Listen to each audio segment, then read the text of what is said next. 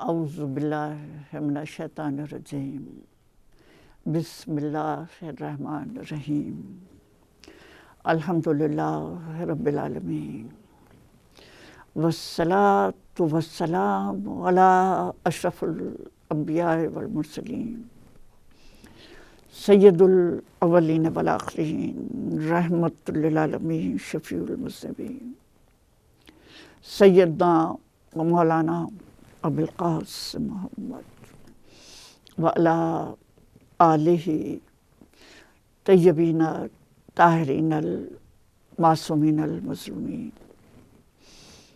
ناظرین کرام، آج ماہ محرم کی پہلی تاریخ ہے۔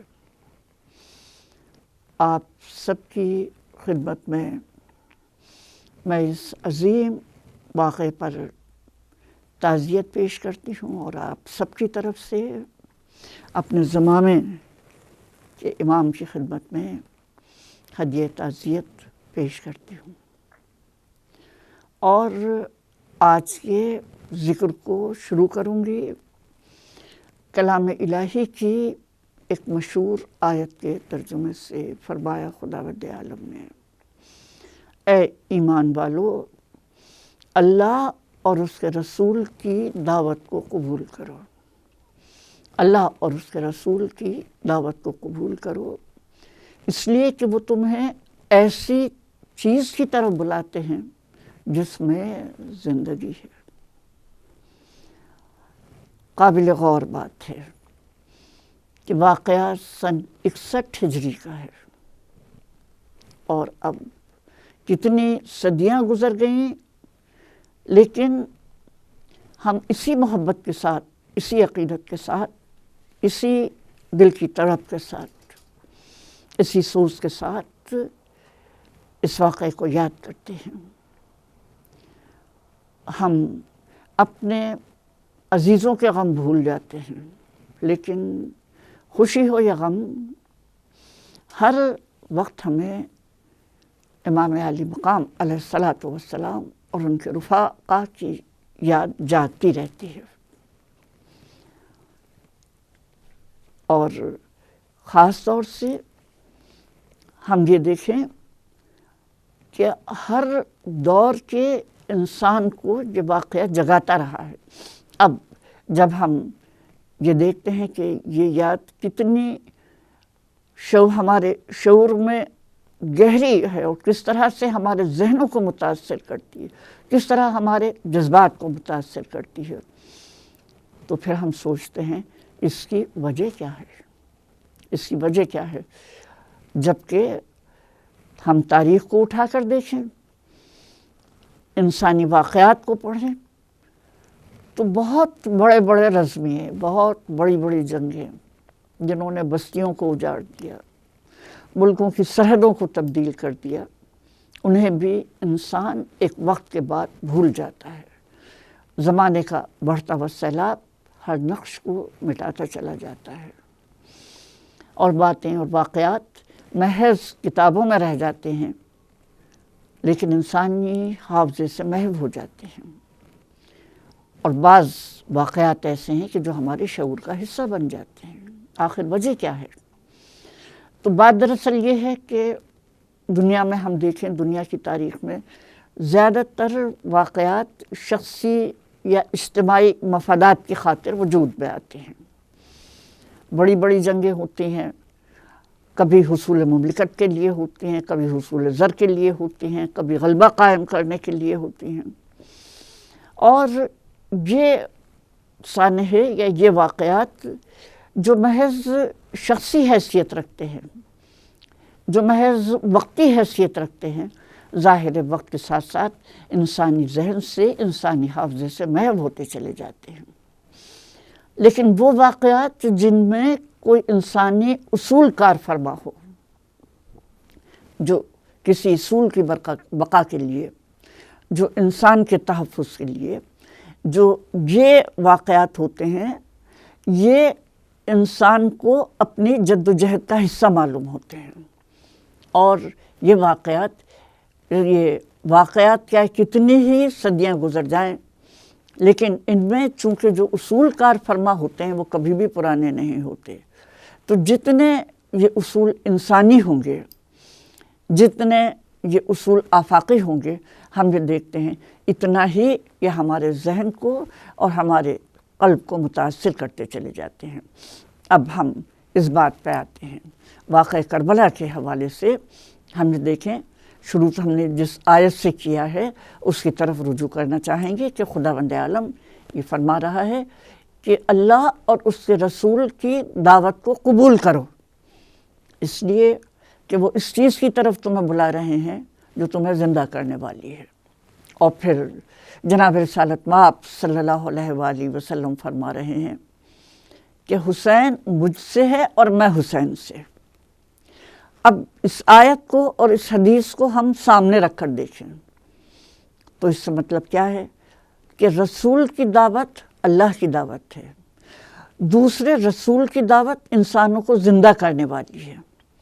اور جب ہم رسول کی یہ بات سنتے ہیں کہ حسین مجھ سے ہے اور میں حسین سے، تو ہم اس کا مطلب یہ سمجھتے ہیں کہ جناب رسالت مآب صلی اللہ علیہ وآلہ وسلم ہمیں یہ بتا رہے ہیں کہ حسین کی دعوت میری دعوت ہے، میری دعوت اللہ کی دعوت ہے، اور اللہ کی دعوت انسانوں کو زندگی کی طرف بلانے والی ہے. تو ناظرین کرام، قابل غور بات ہے کہ اس واقعے کی یہ اہمیت ہم اس قول کلام الہی سے اور جناب رسالت مآب صلی اللہ علیہ وآلہ وسلم کے حدیث سے ہم دیکھتے ہیں کہ یہ واقعہ انسان کو زندہ کرنے والا ہے. یہ حسین کی دعوت ہے اور یہ واقعہ چونکہ ہمیں زندہ کرنے والا ہے، اس لیے ظاہر ہے ہمیں اپنی زندگی کی طرح عزیز ہے، ہمیں اپنے وجود کی طرح عزیز ہے. اور یہی وجہ ہے کہ کتنا بھی وقت گزر گیا، صدیاں گزر گئیں، لیکن یہ واقعہ کبھی بھی پرانا نہیں ہوا.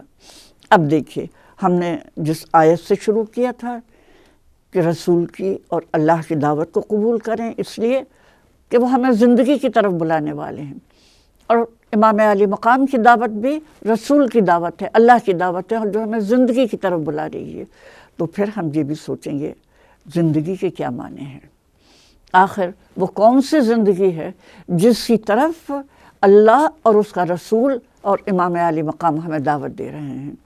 تو اب اس زندگی کے لیے اب ہم کلام پاک کی ذریعے ہدایت و رہنمائی حاصل کریں گے کہ خداوند عالم نے ظاہر ہے اس زندگی کی طرف بلانے کے لیے ہر دور میں پیغمبر بھیجے، یہاں تک کہ جناب رسالت مآب صلی اللہ علیہ وآلہ وسلم پر اس دعوت کی تکمیل ہو گئی. اب یہ پیغمبر جو زندگی کی طرف دعوت دینے والے ہیں، اللہ کے نمائندے ہیں، اللہ کی دعوت کو انسانوں تک پہنچانے والے ہیں، ان کی دعوت کیا تھی جسے ہم زندگی کہہ سکیں؟ تو اب خداوند عالم نے ہمیں بتایا سورہ رات کی، سورہ حدید کی 25ویں آیت ہے کہ خداوند عالم کہہ رہا ہے ہم نے بھیجا اپنے رسولوں کو بینات کے ساتھ کتاب اور میزان دے کر تاکہ لوگ انصاف قائم کریں. اور پھر ہم نے لوہا نازل کیا جس میں بڑی طاقت ہے اور بہتری ہے انسان کے لیے، تاکہ اللہ یہ آزما سکے، اللہ یہ آزمائے کہ اللہ اور اس کے رسولوں کی بغیر دیکھے کون مدد کرنے والا ہے. اب اس میں جتنی مکمل طور پر پیغمبروں کی دعوت کا خلاصہ بیان کر دیا گیا، اتنا بہت کم جگہ دیکھنے میں آئے گا. بہرحال اللہ کا کلام ہے کہ خداوند عالم بتا رہا ہے ہم رسولوں کو بھیجتے ہیں، بینات دے کر بھیجتے ہیں، ضرور معجزات دے کر بھیجتے ہیں. بینات میں وہ عقلی دلائل بھی شامل ہیں جو ہم کلام پاک میں پڑھتے ہیں، جو وحدت خداوندی کے وجود کے طور پر وقتاً فوقتاً پیغمبران الہی انسانوں کے سامنے پیش کرتے رہے. اور بینات میں وہ معجزات بھی شامل ہیں جو ماورائے عقل ہیں. تو خداوند عالم بیانات دے کر بھیجتا ہے انسان کو قائل کرنے کے لیے. ظاہر ہے کہ وہ عقلی دلائل بھی دیتے ہیں اس کے رسول، اور پھر خداوند عالم انہیں معجزات بھی عطا کرتا ہے. اور اس کا مقصد کیا ہے؟ پھر کہا گیا ہم نے کتاب اور میزان دے کر اپنے رسولوں کو بھیجا. اب دیکھیے کتاب علم کا استعارہ ہے، میزان عدل کا استعارہ ہے، کہ یہ ہمارے پیغمبر، ہمارے نمائندے آتے ہیں علم کا پیغام لے کر اور عدل کا پیغام لے کر، کتاب اور میزان لے کر، اور پھر یہ کتاب اور میزان لے کر جب آتے ہیں تو علم اور عدل کا پیغام پہنچانا محض انبیاء کی ہی ذمہ داری نہیں ہے۔ ظاہر ہے کوئی پیغام پہنچایا جاتا ہے تو جنہیں پیغام پہنچایا جائے پھر ان کا یہ فرض منصبی بنتا ہے کہ وہ اس پیغام کو قبول کریں۔ تو اب اس پیغام کے آنے کا پھر نتیجہ کیا ہونا چاہیے؟ پھر خداوند عالم کہہ رہا ہے تاکہ لوگ انصاف قائم کریں، یعنی انصاف قائم کرنا معاشروں میں یہ زندگی کی دلیل ہے، یہ ہے وہ زندگی جس کی طرف اللہ اور رسول ہمیں دعوت دیتے ہیں۔ اور پھر لوہے کا ذکر کیا، لوہا ہتھیار کا استعارہ ہے، گویا یہ دفاع کا استعارہ ہے۔ خداوند عالم یہ بتانا چاہتا ہے کہ دیکھو جب تم یہ عادلانہ معاشرہ قائم کر چکو، انصاف قائم کر چکو، علم کا معاشرہ قائم کر چکو، تو ایسا نہیں ہے کہ تمہیں کوئی مزاحمت کا سامنا نہیں کرنا پڑے گا، نہیں، مزاحمتیں بھی ہوں گی۔ ظاہر ہے کہ ظلم اور جہل کے نمائندے اس معاشرے پر حملہ آور بھی ہوں گے، اس پیغام کو مٹانے کی بھی کوشش کریں گے، تو پھر تمہیں اتنی طاقت ہونی چاہیے کہ تم اس کا دفاع کر سکو۔ تو گویا اب اسلامی معاشرے کے 3 پہچان بتائی گئیں، علم ہے، عدل ہے اور جہاد ہے۔ اور یہاں میں بتاتی چلوں کہ جہاد دوسروں کے پر جارحیت کرنے کا معنی نہیں ہے، بلکہ جہاد کا معنی ہے سچائیوں کا دفاع کرو۔ جب بھی جہل کے نمائندے، جب بھی ظلم کے نمائندے ایسے معاشرے پر حملہ کریں تو اس کا دفاع کرنے کی کوشش کرو۔ تو یہ حاضرین محترم اور ناظرین محترم، یہ اللہ کا وہ پیغام تھا۔ پھر خداوند عالم نے بتایا کہ دیکھو انسانوں کا عدل، انسانی معاشرے میں عدل کے کیا معنی ہیں؟ تو دیکھیے عدل کے معنی یہ ہے ہر چیز کو اپنی جگہ پر رکھنا، انسانوں کو ان کی جگہ پر رکھنا، جو جس مرتبے کے لائق ہے اسے اسی جگہ پر رکھنا چاہیے۔ ولی اپنی جگہ ہیں، عالم اپنی جگہ ہیں، اور لوگ مختلف اپنی صلاحیتوں اور جد و جہد اور تقوی کے لحاظ سے ظاہر ہے اپنے اپنے مقام پر سب کو رہنا چاہیے۔ خاص بات یہ ہے کہ اپنے مقام پر رکھنے کے کیا معنی ہیں؟ تو دیکھیے مقام سے مطلب وہ مقام نہیں جو ہمارے فاسد معاشرے انسانوں کو دیتے ہیں، کہ کسی کو ظلم کے باوجود اونچا بٹھا دیا، کسی کو تقوی کے باوجود نیچا کر دیا۔ یہ عدل کا تقاضا نہیں ہے۔ عدل کا تقاضا یہ ہے کہ تقوی کے لحاظ سے جو جس مقام کو ڈیزرو کرتا ہو اسے وہاں پر ہونا چاہیے۔ اور دوسرے، جب یہ کہا گیا کہ عدل کے معنی یہ ہے کہ ہر ایک کو اپنے مقام پر ہونا چاہیے، اب یہ مقام کیا ہے؟ یہ بھی ہم پھر کلام پاک سے پوچھیں گے کہ خداوندہ تو نے انسان کو کیا مقام دیا ہے؟ تو اب ہمیں مختلف آیتیں بتا رہی ہیں، ظاہر حوالے دیتی چلی جاؤں گی۔ جیسے سورہ بنی اسرائیل کے حوالے سے ہمیں بتایا گیا کہ ہم نے انسان کو مکرم کیا، ہم نے انسان کو مکرم کیا، اسے خشک و تر میں سواریاں دیں، اسے پاک و پاکیزہ رزق کھانے کو دیا، اور اپنے بیشتر مخلوق پر اسے فضیلت عطا کی ہے۔ انسان کو خداوند عالم نے اپنا خلیفہ بنا کر اس زمین پر بھیجا ہے، انسان میں اپنی روح پھونکی ہے۔ تو ظاہر ہے جو مقام اللہ نے انسان کا مقرر کیا ہے، انسانی معاشروں میں بھی وہی عزت اور احترام اور تحفظ انسان کو حاصل ہونا چاہیے۔ یہ ہے انسان کا اپنی جگہ پر رہنا۔ پھر دیکھیے سورہ ہود کی آیت میں کہا گیا ہم نے ہر زمین پر چلنے والے کی روزی کی ذمہ داری لی ہے، یعنی ہم ہر ذی روح کے لیے روزی پیدا کرتے ہیں، اور خداوند عالم نے کہا ہم نے ذمہ داری لی ہے۔ جب اللہ نے ذمہ داری لی ہے تو پھر ہر ایک کو روزی کیوں نہیں پہنچتی؟ ہمارے ذہن میں یہ سوال رہنا چاہیے۔ اس کا مطلب یہ ہے اگر کسی معاشرے میں بھوک ہے، اگر کسی معاشرے میں احتیاج ہے، اس کا مطلب یہ ہے کہ وہ معاشرہ ظالمانہ معاشرہ ہے، وہ اسلام کا معاشرہ نہیں ہے، وہ اللہ اور اس کے رسول کا معاشرہ نہیں ہے۔ اللہ اور رسول جس زندگی کا پیغام لے کے آئے تھے اس زندگی سے خالی ہے وہ معاشرہ، یا ہم یہ کہیں کہ وہ معاشرہ مردوں کا معاشرہ ہے۔ اور جناب امیر المومنین کا اس وقت مجھے قول یاد آتا ہے کہ آپ نے فرمایا عدل میں زندگی ہے اور ظلم سماجی موت ہے۔ اچھا دیکھیے، ایک تو انسانی معاشروں میں ظلم کا پھیل جانا یہ بہت بڑا سانحہ ہے، اور اس سانحے سے بڑا بھی ایک سانحہ ہے، وہ یہ کہ جب ہم اس ظلم کو اسلام کا نام دینے لگیں، جب ہم اس ظلم کے اوپر اسلام کی نقابیں ڈالنے لگیں، جب ہم اللہ کے احکامات کی نقابیں ڈالنے لگیں، ظاہر ہے وہ سب سے بڑا سانحہ ہے، اس لیے کہ یہاں پر انسان پھر حق و باطل میں فرق نہیں کر سکتا، راہ راست کی تمیز کھو بیٹھتا ہے، اور ظاہر ہے جب راہ راست کی تمیز کھو بیٹھتا ہے تو پھر ہم اس کے بعد کیا کہہ سکتے ہیں۔ اب جناب امام عالی مقام کو ہم دیکھتے ہیں کہ ایک ایسے ہی موڑ پر اپنے آپ کو پاتے ہیں۔ جناب رسالت مآب صلی اللہ علیہ وآلہ وسلم ایک آئیڈیل عادلانہ معاشرہ قائم کر کے گئے تھے، لیکن اب امام اپنے آپ کو اس جگہ پہ پاتے ہیں جہاں نہ صرف عدل کی جگہ ظلم نے لے لی ہے، انسانی حقوق کے استحصال نے لے لی ہے، بلکہ ہم یہ دیکھ رہے ہیں کہ اسی ظالمانہ معاشرے کو اسلامی معاشرہ بھی کہا جا رہا ہے۔ اب دیکھیے، اب اس وقت اگر ہر طرف خاموشی رہتی ہے، کوئی احتجاج کرنے والا نہیں، تو پھر کیا ہوگا؟ اسلام کی پہچان ہی ختم ہو جائے گی، اسلام کی شناخت ہی ختم ہو جائے گی۔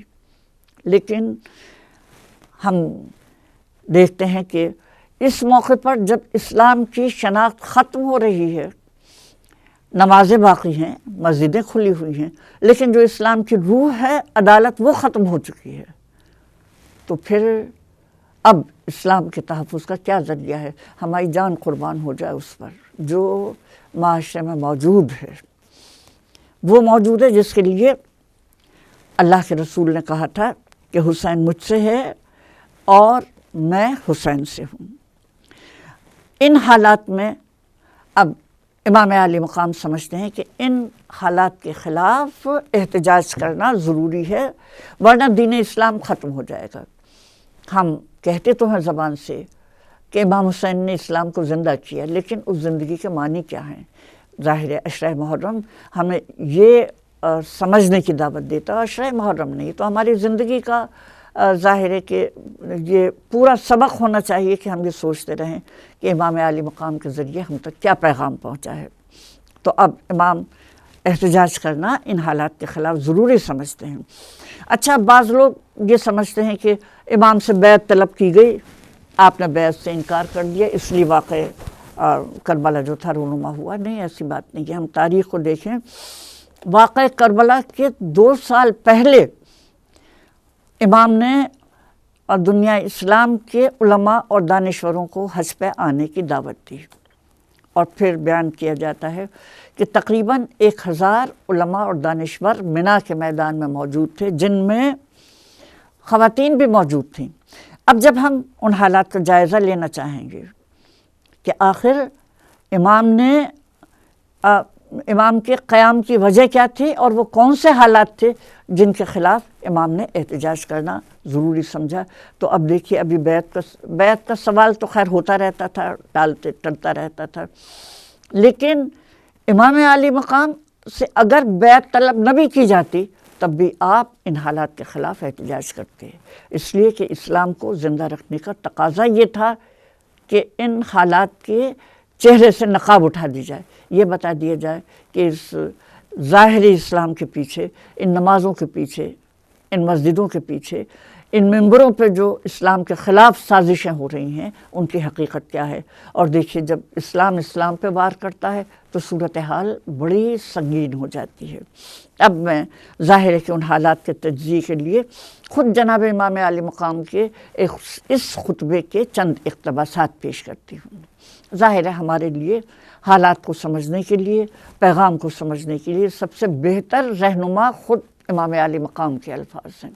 ظاہر ہے میں نے چند حوالے اس کے نوٹ کیے ہیں جو میں پیش کرنا چاہوں گی تاکہ ہم یہ سمجھ سکیں کہ اس واقعے کی اسلام کے حوالے سے اور انسانیت کے حوالے سے کیا اہمیت ہے۔ اب امام عالی مقام فرما رہے ہیں، جیسا میں نے عرض کیا تھا 1000 علماء ہیں جن میں خواتین بھی شامل ہیں، اور امام پہلے تو یہ ذکر کرتے ہیں کہ علماء کو معاشرے میں کتنا احترام حاصل ہوتا ہے، وہ اچھا معاشرہ ہو برا معاشرہ ہو، بہرحال علماء کا ایک منصب ہوتا ہے۔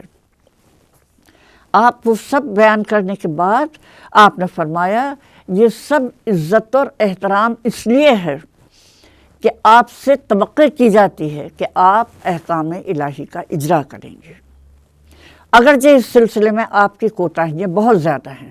یعنی آپ اب یہ بتا رہے ہیں کہ جب معاشرہ اس طرح ظلم کی طرف چلا جاتا ہے تو اس کی سب سے زیادہ بڑی ذمہ داری عالموں پر ہوتی ہے، اس لیے کہ جس آیت سے ہم نے شروع کیا اس میں علم اور عدل کا بات بتائی گئی کہ یہ دو ہیں خوبیاں انسانی معاشرے کی، یہ ہیں زندگی کی علامات۔ تو یہ دونوں الگ الگ نہیں ہیں بلکہ یہ دونوں ایک دوسرے سے منسلک ہیں۔ اگر عدل نہیں ہوگا تو علم بھی حجاب اکبر بن جائے گا اور استحصال کرنے والوں کے اور ظالموں کے ہاتھ کا کھلونا بن جائے گا، جیسے کہ ہم آج کی تاریخ میں بھی دیکھ رہے ہیں۔ اور اگر علم ہے تو اس کا لازمی نتیجہ عدل ہوگا، اگر آپ کے پاس علم ہے تو اس کا لازمی تقاضا یہ کہ آپ عدل قائم کریں۔ اور مولا کیا فرما رہے ہیں، عالموں سے فرما رہے ہیں آپ نے کتنی کوتاہیاں کی ہیں، آپ کی کوتاہیاں بہت زیادہ ہیں، آپ نے امت کے حقوق کو نظر انداز کر دیا ہے، کمزور اور بے بس افراد کے حق کو ضائع کر دیا ہے، اور جس چیز کو اپنے خیال میں اپنا حق سمجھ بیٹھیں اسے حاصل کر کے مطمئن ہو گئے۔ اب پھر آپ فرماتے ہیں آپ کے آباء و اجداد کی روایتوں کو توڑا جاتا ہے تو آپ بے چین ہو جاتے ہیں، لیکن اللہ اور اس کے رسول کے عہد و پیمان کو توڑا جا رہا ہے اور آپ کو کوئی بے چینی نہیں ہوتی۔ اب یہاں آ کر ہم سوچنے پر مجبور ہیں کہ آخر اللہ اور اس کے رسول کے وعدے کیا تھے جن کی توڑنے کی طرف امام علی مقام ظاہر تنبیہ فرما رہے ہیں۔ تو آپ نے فرمایا اب دیکھیے اللہ اور اس کے رسول کے وعدے، شہروں میں اندھے گونگے اپاہج غریب لاوارث پڑے ہیں، کوئی ان پر ترس نہیں کھاتا۔ جب لوگوں کو روزی نہیں پہنچتی، جب انسان لاوارث ہو جاتا ہے، اس کا مطلب یہ عدل کا خاتمہ ہو گیا۔ اس کا مطلب یہ ہے کہ اللہ اور اس کے رسول کی دعوت کو انسانوں نے مسترد کر دیا۔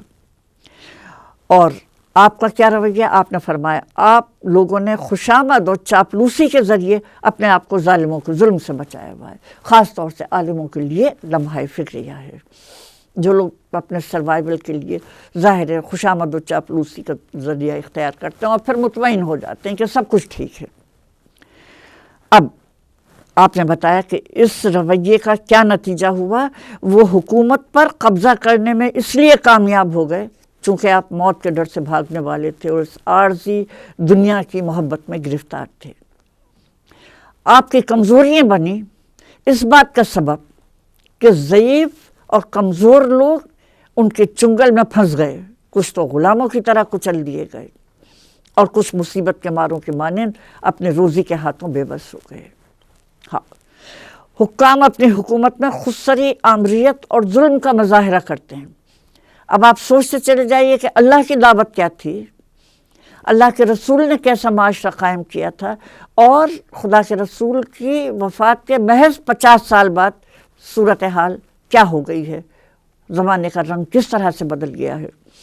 اور پھر آپ فرماتے ہیں حکمراں اپنی نفسانی خواہشات کی پیروی میں امت کی ذلت و خواری کا سبب بنتے ہیں، بدقماش لوگوں کی پیروی کرتے ہیں اور پروردگار کے مقابلے میں گستاخی دکھاتے ہیں۔ ظاہر ہے جو پروردگار کی دعوت کو مسترد کر دے گا وہ وہی تو ہے جو پروردگار کے مقابلے میں گستاخی کرنے والا ہو۔ ہر شہر میں ان کا ماہر خطیب منبر پر بیٹھا ہے۔ یہ جیسا میں نے پہلے عرض کیا تھا کہ زیادہ بڑا سانحہ یہ ہوتا ہے جب لوگوں کی برین واشنگ کر دی جائے، سچ کو جھوٹ اور جھوٹ کو سچ بنا دیا جائے، جب حقیقتوں پر باطل کا پردہ ڈال دیا جاتا ہے، یہاں تک کہ لوگ اچھے اور برے کی تمیز نہیں سمجھ سکتے۔ تو آپ نے، اور یہ کام کن کا ہے؟ کہ ہر شہر میں ان کا ماہر خطیب منبر پر بیٹھا ہوا ہے، یعنی ادھر سے جو ہے وہ برین واشنگ کا سلسلہ بھی جاری ہے تاکہ لوگ اسی کو اسلام سمجھ کے قبول کر لیں۔ زمین میں ان کے لیے کوئی روک ٹوک نہیں، عوام ان کے غلام بن گئے ہیں اور اپنے دفاع سے عاجز ہیں۔ حکام میں سے کوئی تو جابر و ظالم ہے، کوئی دشمنی و عناد رکھنے والا ہے، کوئی کمزوروں کو سختی سے کچل دینے والا ہے، انہی کا حکم چلتا ہے۔ یہ نہ خدا کو مانتے نہ روز جزا کو۔ کیا آپ نے فرمایا کہ ایسے لوگ کتنے ہی بظاہر عبادتیں کرتے نظر آئیں، لیکن در حقیقت یہ وہ لوگ ہیں جو خدا کے ساتھ گستاخیاں کرتے ہیں اور نہ ان کا روز جزا پر یقین ہے نہ خدا پر یقین ہے۔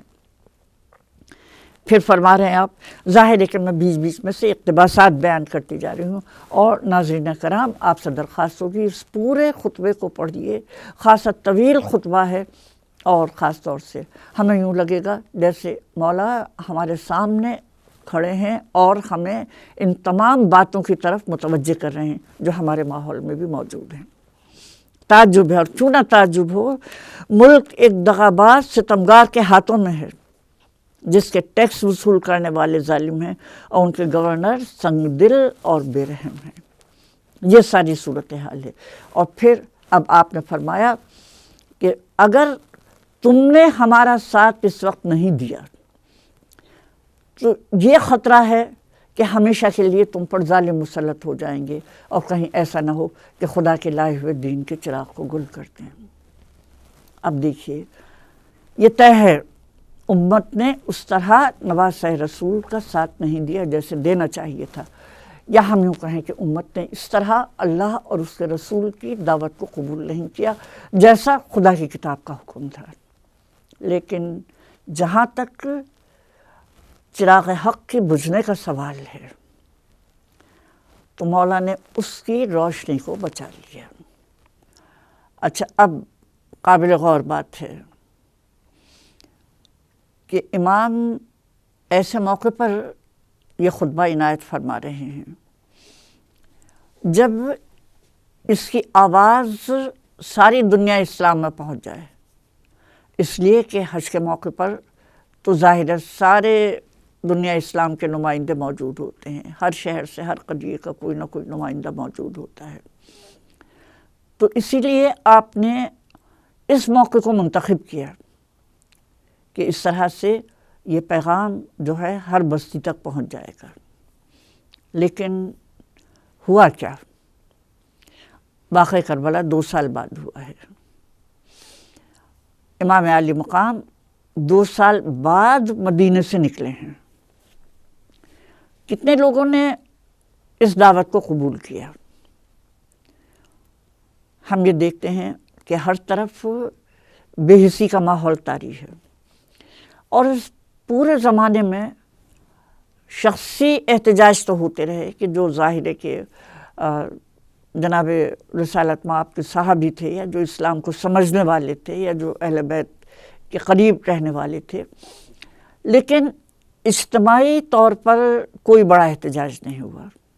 اب جیسے حضرت حجر بن عدی تھے، ان کے 16 ساتھی تھے شروع میں، پھر اپنے قبیلے والوں کا پریشر ڈالنے کی وجہ سے ان میں سے بھی کچھ کم ہو گئے، اور 7 یا 8 آپ کے ساتھی رہ گئے، جن سے پہلے کوفے میں جناب امیر پر تبرہ کرنے کا اصرار کیا گیا، آپ حضرات نے منع کیا، پھر دمشق بھیج دیا گیا، اور دمشق میں وہ شہید، دمشق کے قریب برج عذرا ہے ایک جگہ، وہاں پر وہ شہید کیے گئے، جن کے مزارات جو ہیں وہ اب بھی لوگوں کی عقیدتوں کا مرکز ہیں۔ تو کتنے لوگ کسی ایسے انقلاب پر آمادہ ہوئے جس سے نظام بدلا جاتا، نظام تو وہی رہا، امام علی مقام کی شہادت کے بعد بھی یزید حکمران رہا، اور اس کے بعد بھی یزید جیسے ہی آتے رہے، ابن زیاد جیسے ہی گورنر آتے رہے، اس کے بعد حجاج بن یوسف آئے، یہ بھی گورنر بنے۔ تو اب ہم سوچیں کہ امام کی قربانی نے ہمیں کیا دیا؟ یقیناً جب قوموں میں ظلم کا مقابلہ کرنے کی قوت نہیں ہوتی، قربانی دینے کا حوصلہ نہیں ہوتا، تو وہ ڈیزرو کرتی ہیں کہ ان کے اوپر ظالم غالب آ جائیں۔ نہ صرف یزید ایک ظالم تھا، آخری ظالم نہیں تھا، اس کے بعد مروان، اور مروان کے بعد آل مروان. اور یہ مروان کون ہے؟ جن کے لیے جناب رسالت مآب نے یہ حکم فرمایا تھا کہ یہ مدینے سے باہر رہیں. تو اس کے بعد جو بنو امیہ آئے، بنو عباس آئے. بنو عباس ظاہر ہے وہ بھی کسی ظلم میں کم نہیں تھے بنو امیہ سے. یہ تو اس بات کا نتیجہ ہوا جو جناب امام علی مقام نے کہا تھا کہ آج تم نے اگر کوئی قدم نہیں اٹھایا اس نظام کو بدلنے کے لیے تو ظالم تم پہ ہمیشہ کے لیے مسلط ہو جائیں گے. لیکن اب ہم سوچیں کہ جناب امام علی مقام نے ہمیں کیا دیا اور ان کا کیا کنٹریبیوشن ہے، ان کے اس اقدام کی کیا اہمیت ہے. آپ نے جو دوسرا خطرہ بتایا تھا کہ مجھے ڈر ہے کہ وہ نور حق کو بجھا نہ دے. ناظرین کرام، وہ نور حق نہیں بجھ رہا. ہر زمانے میں ہم یہ دیکھتے ہیں کہ وہ نور حق بدستور تابندہ رہا، اور اس کا سب سے بڑا ثبوت یہ ہے کہ اس کے بعد جتنے بھی لوگ آتے رہے ان میں سے کسی کو بھی نیابت رسول کا حق نہیں دیا گیا.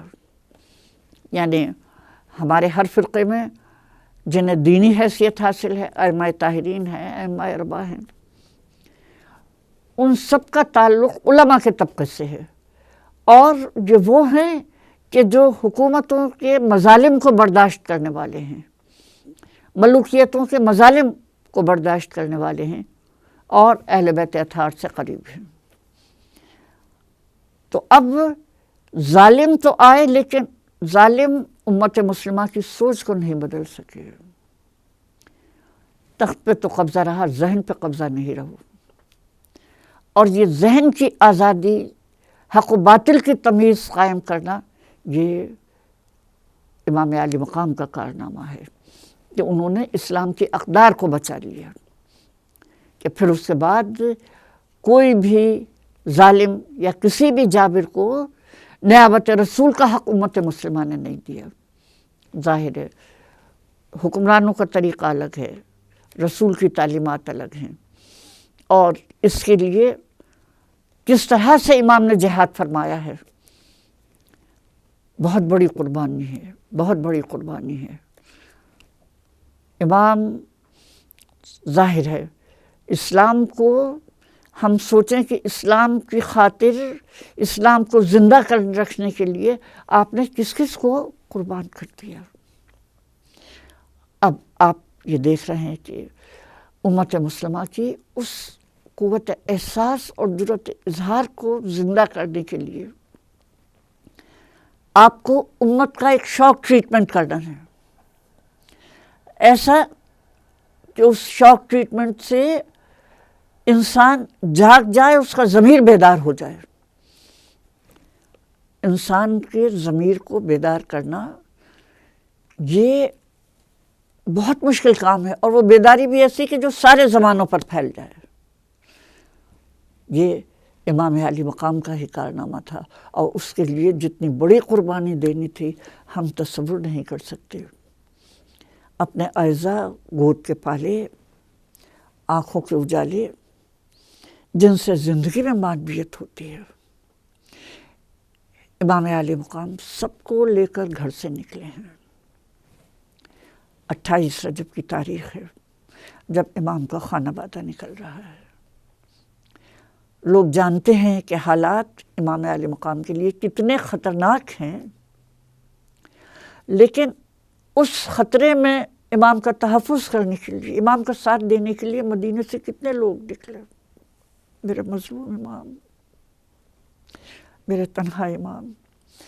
زیادہ تر تاریخ لکھتی ہیں محض اپنے گھر والوں کو لے کر نکلے. کیسی کیسی شخصیتیں تھیں. امام کے بھائی ہیں، قوت بازو ہیں، وہ ہیں جنہیں قمر بنی ہاشم کہا جاتا ہے. حضرت عباس علمدار کا عام لقب قمر بنی ہاشم تھا. مولا اس چاند کو کہاں لیے جا رہے ہیں؟ کن اندھیروں کی طرف لیے جا رہے ہیں؟ مولا کی گود کے پالے ہیں. ایک وہ فرزند ہے 18 سال کا جو ہم شبیہ رسول ہے. شبیہ رسول مدینے سے جا رہی ہے. لوگ محض رو رہے ہیں، محض غم کر رہے ہیں، روکنے کی کوشش کر رہے ہیں.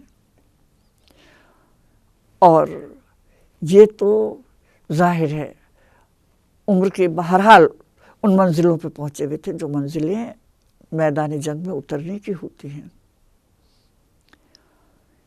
لوگوں کو حیرت ہوتی ہے کہ جناب زینب کے صاحبزادے جن کی عمریں 10 اور 12 سال کی ہوں گی، حضرت قاسم ابن حسن، حضرت حسن کی یادگار یتیم بھتیجا جسے بڑے چاؤ سے پالا تھا پھوپھیوں نے اور چچا نے،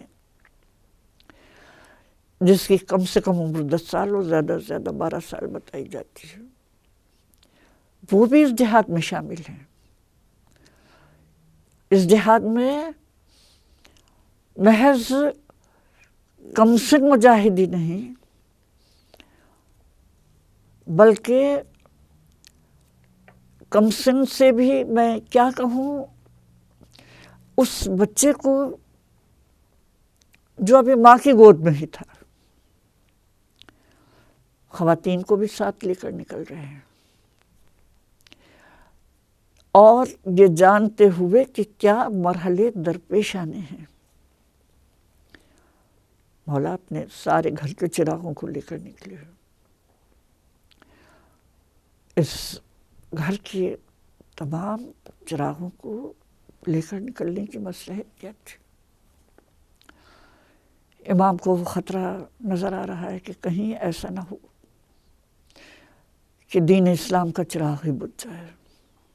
اس لیے وقت کا تقاضا ہے، حالات کا تقاضا ہے، اسلام کا تقاضا ہے، انسانیت کا تقاضا ہے کہ کہیں سے روشنی آئے، کہیں سے اجالے آئیں. مولا کو کہیں سے روشنی نہیں ملتی، اپنے گھر کے چراغوں کو لے جا رہے ہیں، اپنے گھر کے چراغوں کو لے جا رہے ہیں تاکہ یہ چراغ میدان کربلا میں جب ایک ایک کر کے بجھتے چلے جائیں تو نور حق نور علی نور بن جائے. مولا آپ کے قافلے کو سلام کرتے ہیں. بلا شبہ آپ نے کتنی قیمتی جانیں دے کر دین اسلام کو بچا لیا. جیسا کسی نے کہا، نام اسلام کا اس نام سے تابندہ ہے، نام اسلام کا اس نام سے تابندہ ہے، اے اجل دیکھ حسین ابن علی زندہ ہے. تو جو اللہ اور اس کے رسول کی پیغام کو قبول کرتے ہیں وہ کیسے مر سکتے ہیں؟ اس لیے کہ اللہ اور اس کا رسول تو زندگی کی طرف بلانے والے ہیں.